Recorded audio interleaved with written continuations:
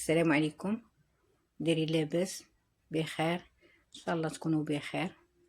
غنشارك معكم ملويه في الفرن محشيه بالدجاج والزيتون مع الكاوكاو. كنحتاج الدجاج، صدر الدجاج والقزبر والمعدنوس،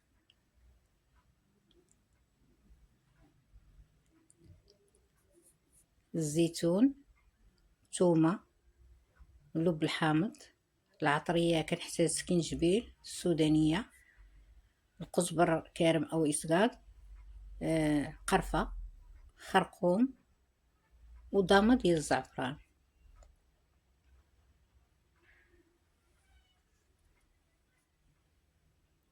حطيت الدجاج والربيع باش نطحنهم، وزدت عليهم الزيتون والثومه واللب ديال الحامض.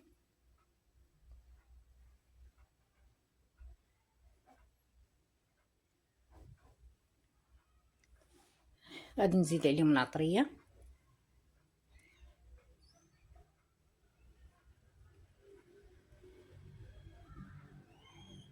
وغادي نطحن كلشي.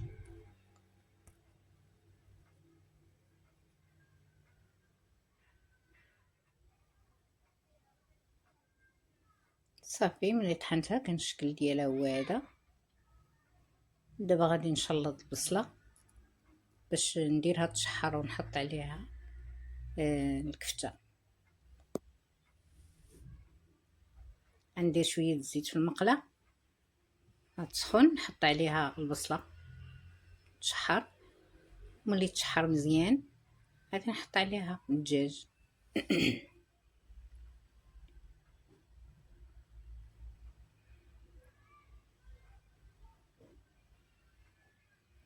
مرة نحركها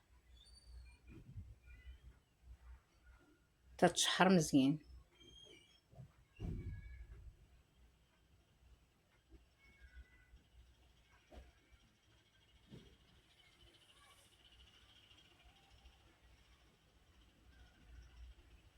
صافي تشحرات، غادي نحط عليها الدجاج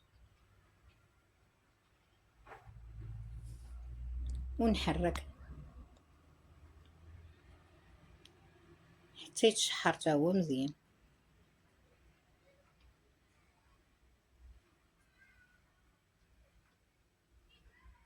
هنا انا ما غاديش نزيد عليها شي عطريه، العطريه اللي فيها كافيه، وحتى الملح ما غاديش نديرها. الزيتون مالح والحامض مالح، فلهذا ما غاديش نديرها.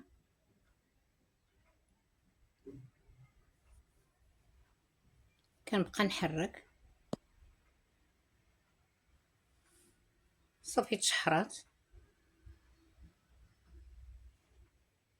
غادي نطفي عليها ونخليها تبرد، ومن بعد غنمشي نصوب العجين.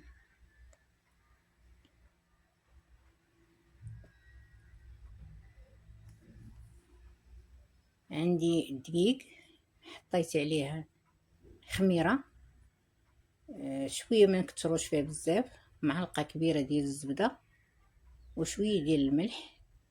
كنعجنها مزيان ونغطيها بواحد البلاستيك ونخليها ترتاح، ونرجع من بعد ندعكها مره تانية. ملي كندعكها مره تانية كترتاح شويه، وعاد كنقطعها كريات صغار. كنبدا ناخذ وحده بوحده نسرحها بالزبده والزيت،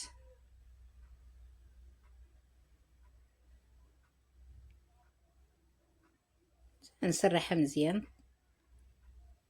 كنرشها بالكاوكاو.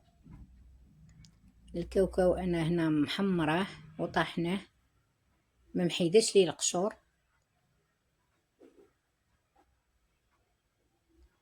نرشها بالكاوكاو ونحط عليها الحشوه.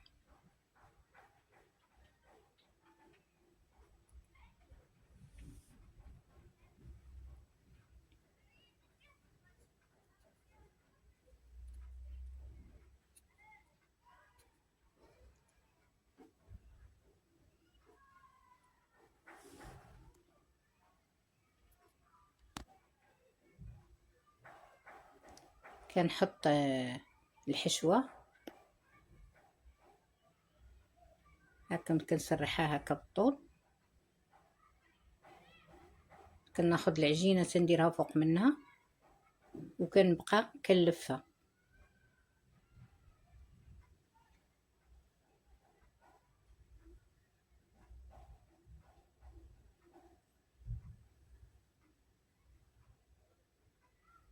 ملي كنكملها تناخد الراس ديال العجين وكنلويه على هذا الشكل هذا.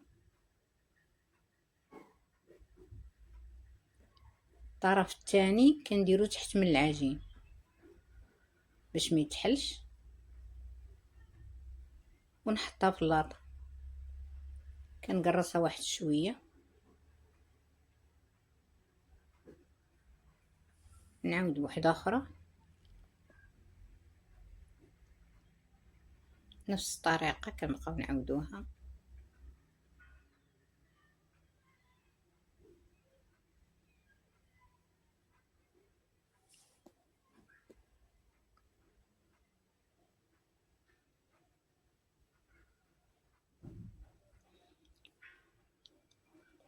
هاد الحشوه راه كتجي لذيذه مع الزيتون مع الدجاج مع الكاوكاو، كيجي الطعم ديالها رائع.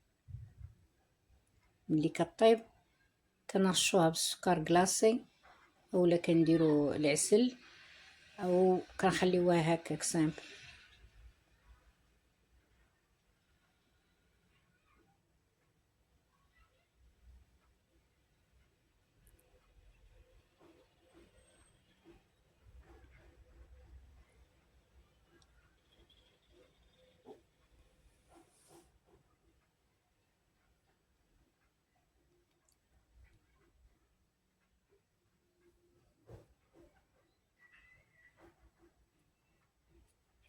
كنبقى ندير نفس العمليه حتى كنساليهم وندخلها للفرن طيب. ملي كطيب في الفرن كندهن ليها الوجه ديالها بشويه ديال الزبده باش كتحمر.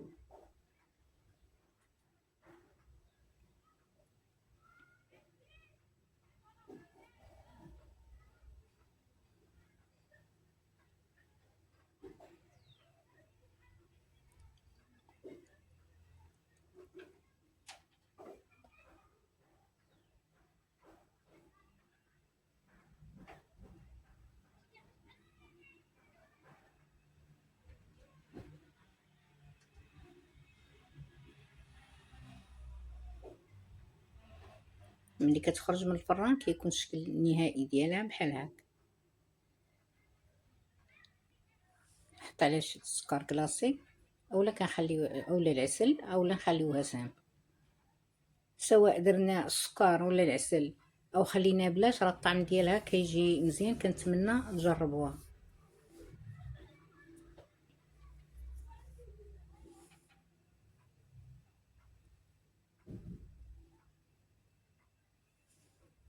ناخد وحده نقطعها نشوفوا الداخل ديالها، كتجي مقرمله لذيذه.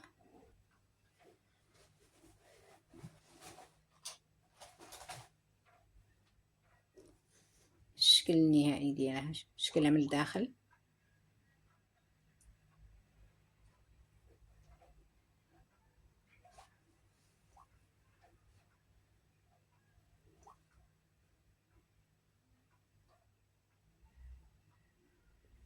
ناخدو ديال السكر حتى نقطعوها، كيكون طعمها رائع. كنتمنى تعجبكم وتجربوها. بالصحه والراحه.